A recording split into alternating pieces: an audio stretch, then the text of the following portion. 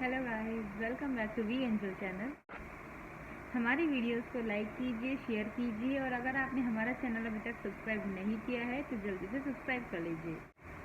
आज 22 अप्रैल है। आज हमारी मैरिज एनिवर्सरी है। हमारी शादी को पूरे 3 साल हो गए। आज ही का दिन है वो जब हम दोनों एक बहुत अच्छे प्यारे से बंधन में बंधे थे। आज के ही दिन मुझे मेरे जन्म जन्म के लाइफ पार्टनर मिले थे, मेरी आत्मा के साथी मिले थे, मेरे आत्मा के हमसफ़र मिले थे। ये दिन मेरे लिए मेरी ज़िंदगी का सबसे स्पेशल दिन है, सबसे यादगार, सबसे खूबसूरत दिन है ये। जिन्हें हमेशा भगवान से यही कहते हैं, हे कुदरत, हम इस जन्म में तो बिछड़ गए लेकिन आगे किसी भी जन्म में हम ऐसे बिछड़े नहीं। लेकिन पुरानी बातें याद करके कभी हंसी आती है, कभी आंसू आते हैं। आज अगर वे होते तो मैं उन्हें बहुत सरप्राइज़ देती। मुझे सरप्राइज़ देना बहुत अच्छा लगता था। मुझे शौक था कि वो आए, उनके आने से पहले मैं पूरा घर डेकोरेट कर दूँ, पूरा रूम डेकोरेट कर दूँ। वो आके कितने खुश होंगे एकदम। अरे जब उनका बर्थडे था तब भी मैंने ऐसे ही किया था। वो यहाँ आए थे हरिद्वार अपनी बर्थडे पे, तो उनके आने से पहले हमने पूरा घर डेकोरेट कर दिया था। और जैसे ही वो आए एकदम शॉक, अरे, और हम एकदम बहुत जोर से चिल्लाए थे हैप्पी बर्थडे। तो ये सब चीज़ें बहुत याद आती हैं, मैं उन्हें बहुत मिस करती हूँ। हमने अपनी एक भी एनिवर्सरी साथ नहीं मनाई, एक भी एनिवर्सरी हम साथ नहीं मना पाए, क्योंकि फर्स्ट एनिवर्सरी पे लॉकडाउन लग गया था, कोरोना था उस टाइम। वे वहाँ थे, मैं यहाँ थी, हम नहीं मिल पाए। तब भी हम फ़ोन पे ही ऐसे ही बातें करते रहे। तब उन्होंने मुझे एक बात बोली थी, मैसेज में बोली थी, एक वीडियो बनाई थी उन्होंने गाने की, तो उसमें लिखा था उन्होंने, true love story have never ending. ये बात बिल्कुल सच है कि सच्चा प्यार कभी ख़त्म नहीं होता। हम दोनों अलग अलग हो गए, अलग अलग नहीं, हम लोग दूर हो गए। आज मैं यहाँ हूँ और वे वहाँ है, लेकिन हमारा जो आज लगाव है वो आज भी जिंदा है। जो हमारा एक दूसरे के लिए प्यार है वो आज भी जिंदा है और हमेशा रहेगा। तो ये बात उन्होंने बिल्कुल सही कही थी। एनिवर्सरी पे ही बोला था उन्होंने मुझे, ये true love story have never ending. हम बहुत खुश मिजाज के थे दोनों ही, बेबी और मैं भी। हम दोनों ही बहुत हैप्पी नेचर था हम दोनों का। सरप्राइज़ का देने का दोनों को ही शौक था। वो मुझे देते थे, मैं उन्हें देती थी।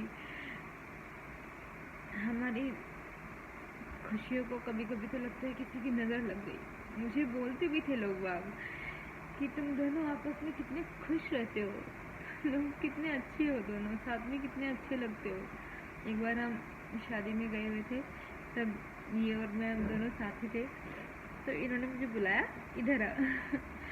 मैं इनके पास आई तो खुद अपने हाथों से इन्होंने मुझे खाना खिलाया, ऐसे एक टुकड़ा तोड़ा और मुझे ऐसे खिलाया।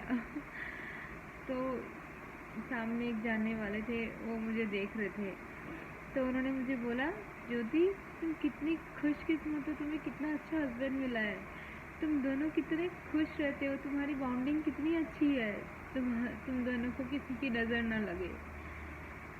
लेकिन अब लगता है शायद हमें किसी की नज़र ही लग गई, वरना आज का ये दिन हम ऐसे नहीं होते। वे जहाँ कहीं भी हैं, आज के दिन ज़रूर हमारे पास आए होंगे। रात को 12 बजे ही उन्होंने विश कर दिया होगा, ज्योति हैप्पी एनिवर्सरी। वैसे तो मैं बहुत स्ट्रॉन्ग बनने की कोशिश करती हूँ। मैं अंदर से अपने आप को बहुत संभालती भी हूँ, बहुत स्ट्रॉन्ग भी बनती हूँ, क्योंकि मुझे वेदांशी के लिए स्ट्रॉन्ग होना पड़ेगा। उन्होंने मुझे बहुत बड़ी जिम्मेदारी दी है, ये जिम्मेदारी मैं पूरे मन से निभाऊंगी। जो भी मेरी ड्यूटी है मैं पूरी करूंगी, फैमिली के लिए, सबके लिए। आज मेरा मन कर रहा है कि अपनी मैं सारी बातें आप लोगों के साथ शेयर करूं। हम कैसे कैसे मिले थे, वो खूबसूरत दिन कितने अच्छे थे, मेरी ज़िंदगी के सबसे अच्छे दिन वे थे जब से वेदांशी के पापा मुझे मिले। कहने के तो हम 1 साल ही साथ रहे, लेकिन वो 1 साल पूरी ज़िंदगी के लिए याद बन के रह गया।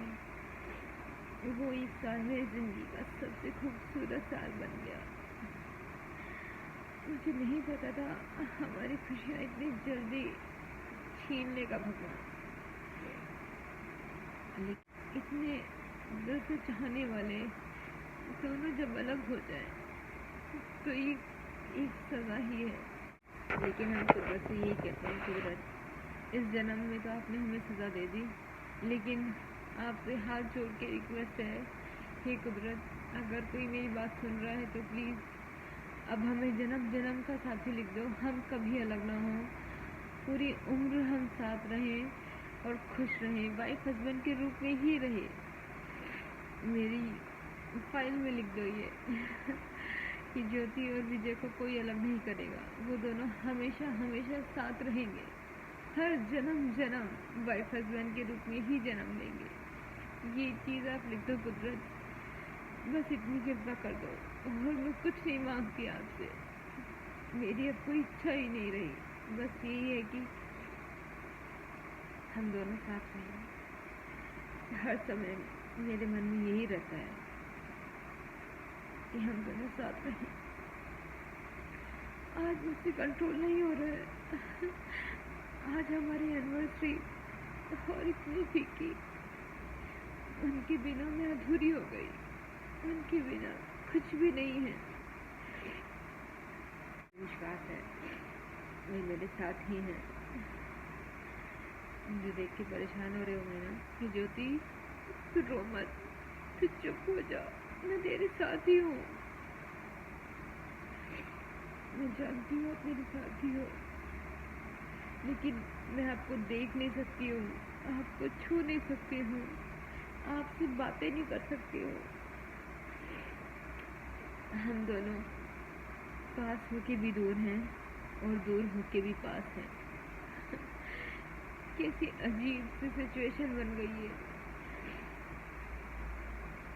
अगर मेरे पास यहीं खड़े रहे तब भी मुझे पता नहीं चलेगा, पास होने के बावजूद भी हम इतने दूर हो गए, और मैं इतने दूर कुदरत के पास चले गए, लेकिन मेरा मन आज भी वही है, उनके पास ही, उनमें ही है, तो हम इतने पास भी हैं।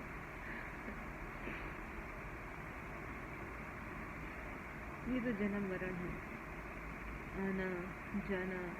ये सत्संग हम बचपन से सुनते आ रहे थे कि ये सब मोह माया है, किसी से मोह माया नहीं करनी चाहिए, लेकिन जब खुद पे बीतती है ना तब पता चलता है कि असल में ये क्या है।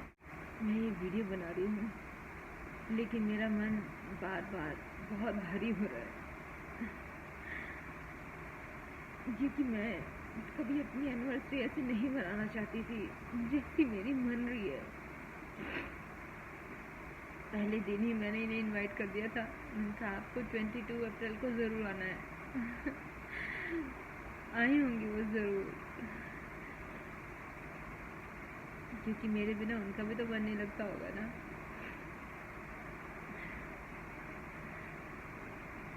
तो 2019 में मैं आपसे अपनी स्टोरी शेयर करती हूँ, कैसे कैसे हम मिले थे, कैसे हमारी शुरुआत हुई थी। हमारी ये शुरुआत कुदरत ने 2019 लगते ही शुरू कर दिया था। 1 जनवरी 2019 में ये मम्मी और मामा जी की फैमिली पूरी हमारे यहाँ घूमने आई थी, गंगा स्नान करने आए थे, तो हमारे घर ही आके रुके थे। तब तक किसी के भी मन में कुछ भी नहीं था। फिर उसके बाद जब चले गई हैं, उसके बाद 10 जनवरी के आसपास हमने इनका रिश्ता बताया हुआ था किसी लड़की के लिए। तो मम्मी ऐसी बातें कर रही थी बुआ जी से कि विजय के लिए ये लड़की है। तो बुआ जी ने कहा दिखाना ज़रा विजय का फ़ोटो। तो उन्होंने देखा तो कहने लगी ये तो बड़ा सुंदर लड़का है, और इसके बारे में तुम लोग अच्छा बता रहे हो कि अच्छा, नेचर भी अच्छा है, फैमिली भी दोनों बहुत उनकी फैमिली भी बहुत अच्छी है। कि जब लड़का सुंदर है, स्मार्ट है, नेचर में अच्छा है, फैमिली अच्छी है, फिर तुम ज्योति का रिश्ता क्यों नहीं करते? तब हमारे घर वालों के दिमाग में एकदम आया, एकदम मन में आया कि ये बात तो बिल्कुल सही है, हम दूसरों को रिश्ता बता रहे हैं, हम खुद ही कर ले। फिर वहाँ से हमारी शुरुआत हुई थी। फिर दोनों फैमिलीज़ में बातें हुई, दोनों फैमिली को अच्छा लगा, तो हमारा रिश्ता पक्का हो गया।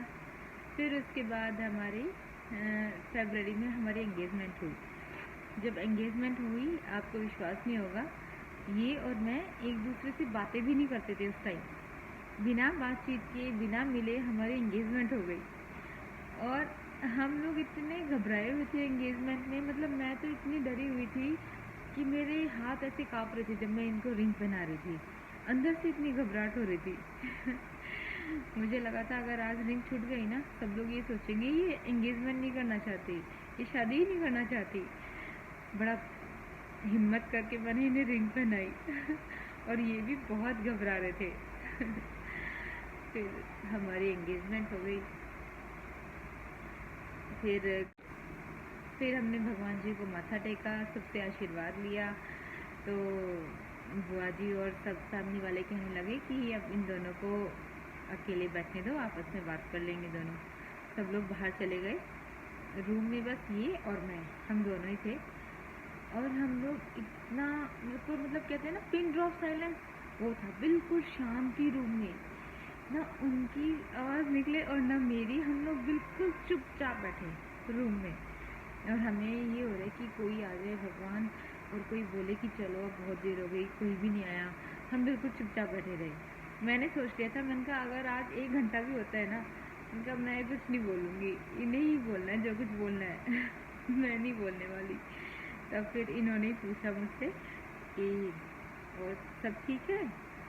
मैंने कहा हाँ जी सब ठीक है। बस ये बात हुई थी हमारी, और कुछ भी बातें नहीं हुई। फिर इसके बाद ये आए थे मेरे बर्थडे पे। हमारे फ़ोन पे बातें शुरू हो गई थी तब तक। एंगेजमेंट के 10-12 दिन बाद हमारी बातें शुरू हुई। तो फिर हमारी पहले मैं तो बहुत घबराती थी इनसे, क्योंकि इनकी पर्सनालिटी पूरे लंबे तकड़े थे, 6.25 फुट इनकी हाइट थी। तो मुझे लगता था पता नहीं इनका नेचर कैसा होगा। वैसे तो पता था कि अच्छे हैं, लेकिन फिर भी थोड़ा मन में घबराहट थी कि भाई पता नहीं अब देखो क्या होता है। लेकिन जब हमारी फ़ोन पे बातें शुरू हुई तब मुझे इनका नेचर इतना अच्छा लगा, इतना अच्छा लगा, बहुत अच्छा लगा मुझे इनका नेचर। मैंने कहा मैं तो ऐसे ही डर रही थी, इनका नेचर तो बहुत अच्छा है। फिर हमारी बातें चलती रही। फिर मार्च में मेरा बर्थडे था, तो ये मेरे बर्थडे पे आए। एक दिन पहले शाम को आ गए थे, नहीं दिन में आ गए थे, एक दिन पहले आए थे। तब इनके लिए खाना वाना किया।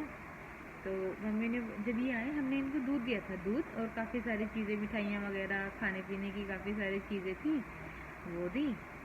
तो इन्होंने कहा मेरा दूध गर्म है, मैं ठंडा दूध पीता हूँ। तो मम्मी ने कहा कि तू जा ठंडा दूध लेके आ जा, ये गर्म वापस रख दे और ठंडा दूध ले आ। मैंने कहा मैं एक बार रख के आ गई, अब मेरी हिम्मत नहीं है दोबारा इनके सामने जाने की। मैं इतना घबराती थी, मैंने कहा मैं नहीं जा सकती सामने, अब आप रख के आ जाओ, मेरी हिम्मत नहीं हो रही है जाने की। कह रही नहीं नहीं तुम्हें जाना चाहिए, तुम जाओ लेके दूध। तो मैं पूरी हिम्मत करके ठंडा दूध लेके गई। और जैसे मैं इनके सामने गई, इधर हमारे सामने वाले बैठे थे सोफे पे, ये बैठे थे, टेबल थी। जैसे मैं इनके सामने गई और जैसे ही मैंने इन्हें देखा, इन्हें देखते ही मेरे हाथ से ट्रे छूट गई। अब तक भी ये मुझे चिढ़ाते थे कि ज्योति ने तो फर्स्ट टाइम देखते ही दूध भी ऐसे गिरा दिया था मेरे ऊपर ही। ऐसे ही पूरी मैंने ट्रे पकड़ी हुई थी और इन्हें देखते ही मेरे हाथ से एकदम घबराने की वजह से ट्रे छूट गई ऐसे। और वो ट्रे एकदम ऊपर से नीचे धाम कुछ टूटा नहीं, सब कुछ ठीक था, दूध भी नहीं गिरा था, बस एज इट इज ऊपर से ऐसे नीचे गिर गया था। तो ये एकदम पीछे हो गई और ऐसे, और फैमिली वाले भी सब डर गए थे, आज तो हो गया काम। तो मैं एकदम वहाँ से एकदम भागी मैं इतनी घबरा गई, मतलब जब मैं इनके सामने जाती थी ना मुझे बहुत घबराहट होती थी। बस वो ट्रे तो गिर गई, मैं एकदम छोड़ के भाग गई वहाँ से ये ऊपर थे, इन्होंने मुझे फ़ोन किया कि कहाँ हो, मैंने कहा यहीं हूँ। कह रहे तो आ जाओ फिर बाहर। मैं बाहर आ गई, मतलब अपने रूम से बाहर आ गई, बरामदा है हमारा, बालकनी है बाहर, बालकनी में आ गई बाहर, ये ऊपर छत पे थे, मैं बालकनी में आ गई। इन्होंने फिर मैंने इन्हें बोला, नहीं हमारी ऐसी बातें चलती रही, फिर इन्होंने बोला कि मैं तुम्हारे लिए गिफ्ट लेके आया हूँ। मैंने कहा आ जाओ फिर गिफ्ट दो तो ये आए, कहने लगे गिफ्ट तो नीचे ही है गाड़ी में, और मुझे तो पता नहीं, अब लोग भी हो गए सारे, सब गेट बंद कर दिए। उनका कोई नहीं, मुझे पता है, सारे गेट की चाबी मैं खोल देती हूँ। तो मैं और ये नीचे गए, फिर इन्होंने कहा हमारे घर में कैमरे लगे हुए हैं, तो इन्होंने कहा तुम ही रुको मैं लेके आता हूँ। तो ये गिफ्ट लेने गए, आए सब लोग वगैरह खुल के, सब घर वाले सो गए थे, हम चुपचाप एकदम कि किसी को पता ना चले, क्या बोलेंगे कि रात को 12 बजे क्या खुजुर बुजुर कर रहे हैं ये लोग। तो हम एकदम चुपचाप धीरे धीरे नीचे गए, फिर ये गाड़ी से अपना गिफ्ट वगैरह लेके आए, फिर हम ऊपर बालकनी में ही आ गए थे। फिर इन्होंने मुझे चॉकलेट दी, गिफ्ट वगैरह दिए, हम ऐसी बैठ के बातें कर रहे थे, तभी अम्मा उठ गई, मेरी दादी, हम अपनी दादी को अम्मा बोलते हैं। तो हमारी अम्मा उठ गई, हम एकदम डर गए, हो कोई उठ गया घर वाला घर वाले उठ गए, अब क्या बोलेंगे तुम लोग यहाँ रात के 12 बजे बैठ के क्या खुजुर बुजुर में लगे हुए हो, क्या बातें कर रहे हो। तो हम एकदम चुप, ये भी चुप, मैं भी चुप। उनका अम्मा उठ गई, अम्मा को पता चल जाएगा। अम्मा आई बाहर तक, अम्मा ने हमारे पास नहीं आई, बस थोड़ी दूर आके वापस चली गई, हमारे पास नहीं आई। मतलब अम्मा ने ये शो किया कि अम्मा ने हमें नहीं देखा, जबकि अम्मा ने हमें देख लिया था। ये बात मुझे अम्मा ने बाद में बताई थी कि मुझे पता चल गया था तुम दोनों बैठ के बात कर रहे हो, तो मैं वापस चली गई थी। लेकिन हमें लगा था कि अम्मा ने हमें देखा नहीं, किसी को कुछ नहीं पता, चलो ठीक है कोई बात नहीं मतलब इतना ज़्यादा हम शादी से पहले घबराते थे, डरते थे, ऐसे थे हम लोग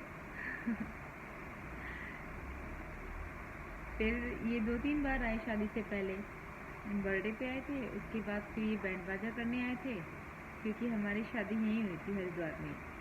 हम बैंड बाजा करने आए थे, तभी ये रात में रुके थे यहाँ पे, क्योंकि बहुत लंबा सफ़र हो जाता है दिल्ली से हरिद्वार का, तो रात को रुकना ही पड़ता है। और यहाँ भैया ही रहते थे तब, तो भैया के साथ इनकी बहुत बनती थी तो इसीलिए भी। फिर उसके बाद अप्रैल मंथ आया, मेरी लाइफ का सबसे स्पेशल मंथ, जिस मंथ मुझे जीवन भर की खुशी ही खुशियाँ मिली, जीवन भर के सपने देखे मैंने बहुत कुछ सोचा, ऐसे करेंगे ऐसे करेंगे। उस टाइम हम कितने खुश थे, दोनों फैमिलीज कितनी खुश थी। आज के दिन तो पूरी बिजी थी, वहाँ भी और यहाँ भी, दोनों ही फैमिली अपने अपने काम में बहुत बिजी थी, बहुत खुश भी थी। लेकिन कौन जानता था ये कि शादी से अगले ही साल ऐसा हो जाएगा। कौन सोच सकता है ऐसे कि हमारी एनिवर्सरी कैसी होगी, सेकेंड एनिवर्सरी। फर्स्ट में तो वे थे, लेकिन फर्स्ट में मैं प्रेग्नेंट थी, कोरोना का बहुत ज़्यादा था, तो इन्होंने मुझे यहीं छोड़ दिया था कि दिल्ली में केस ज़्यादा है, तुम यहीं रहो। तो तब मैं यहाँ थी और वे दिल्ली थे, सब लॉकडाउन लगा हुआ था, आना जाना भी नहीं था, सब कुछ बंद था। हम अपनी एक भी एनिवर्सरी साथ में नहीं मना पाए, एक भी एनिवर्सरी। इतने शौकीन कपल अपनी एक भी एनिवर्सरी साथ नहीं मना पाए, लेकिन हम आज भी साथ हैं। भले ही हम अपनी एनिवर्सरी नहीं मना पाए, भले ही आज हम दोनों एक दूसरे से दूर हैं, लेकिन हम आज भी साथ हैं। आप लोगों से भी यही रिक्वेस्ट है कि आप सब लोग मुझे आज के दिन दुआएं दें कि हम जन्म जन्म मिले वाइफ हस्बैंड के रूप में ही, अगले किसी भी जन्म में ये मुझसे कभी दूर ना हो, हम दोनों हमेशा साथ में रहें। 22 अप्रैल में फिर हमारी शादी हुई। उसके बाद फिर हम लद्दाख घूमने गए थे। उन्हें लद्दाख जाने का बहुत शौक था पहले से ही। भैया अंशुल भैया को बोलते थे, भैया लद्दाख चलेंगे, भैया लद्दाख चलेंगे। तो हम सब लोग लद्दाख गए थे, ये मैं भैया उनकी वाइफ, हम सब लोग लद्दाख घूमने गए थे। बड़ा मन लगा था हम सब लोगों का, बहुत अच्छा लगा था। मतलब मुझे ऐसे लगने लगा था कि अब तो ज़िंदगी में कोई टेंशन नहीं रहेगी, अब ये मिल गए तो बस, अब कोई टेंशन की बात नहीं, अब तो बस खुशियाँ ही खुशियाँ होंगी, अब कुछ नहीं। लेकिन देखो अब क्या हो गया, कोई कभी भी नहीं सोच सकता ऐसा कि नई नई शादी हुई हो और एकदम से फिर अगले ही साल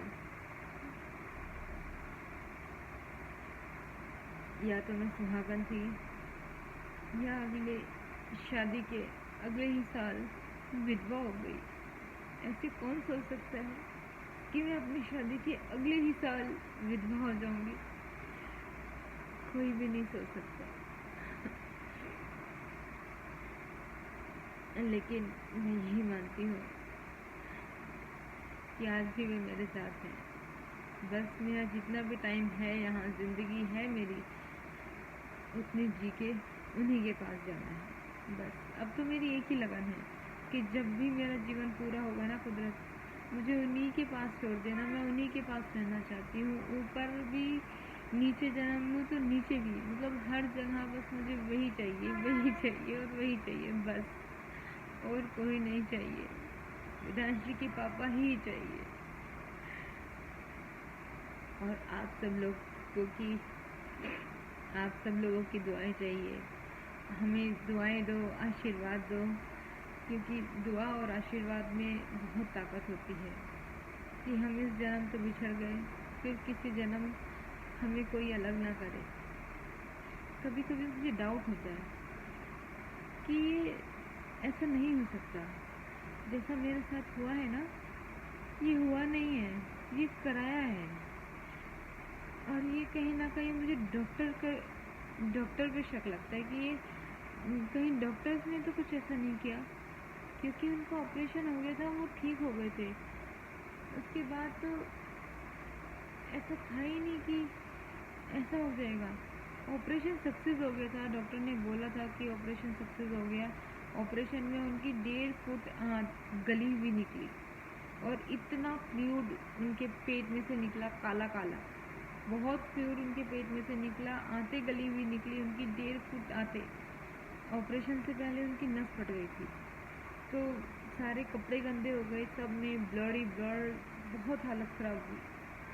हम लोग भी बहुत घबरा गए थे।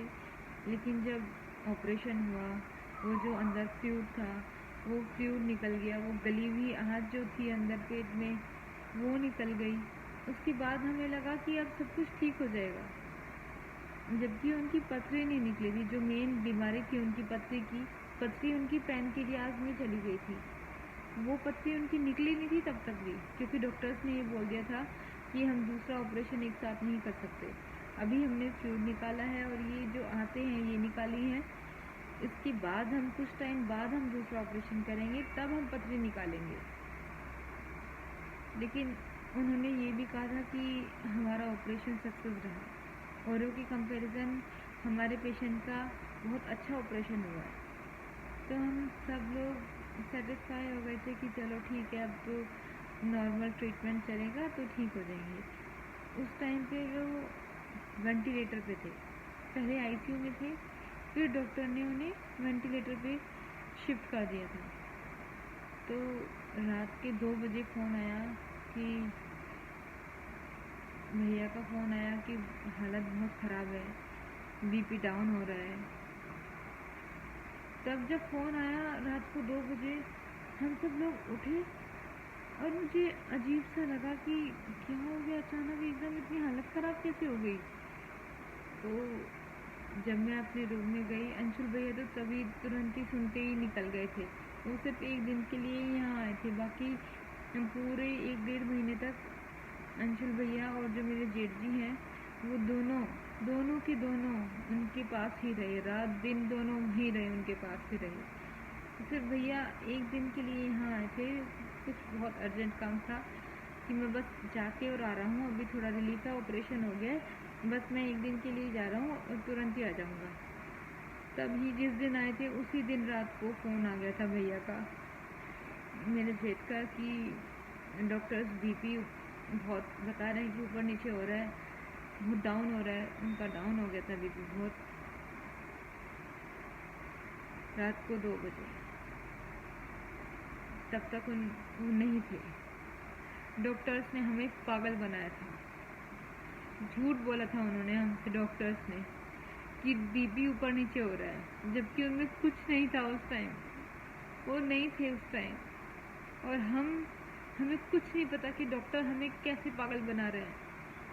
जब फ़ोन आया था, मैं अपने रूम में गई तैयार होने के लिए, तब मेरे मन में आ रहा है कि ज्योति आज तो अपने सारे श्रृंगार कर ले, सब कुछ लगा ले, तो जो भी तुझे चूड़ियाँ पहननी है तो चूड़ी पहन ले, इतने भर भर के लाल और हरी चूड़ियाँ पहन ले, सूट एक उनका फेवरेट, उन्हें जयपुरी सूट बहुत पसंद है, कि आज तो ये जयपुरी वाला सूट पहन ले, उनका फेवरेट सूट पहन ले।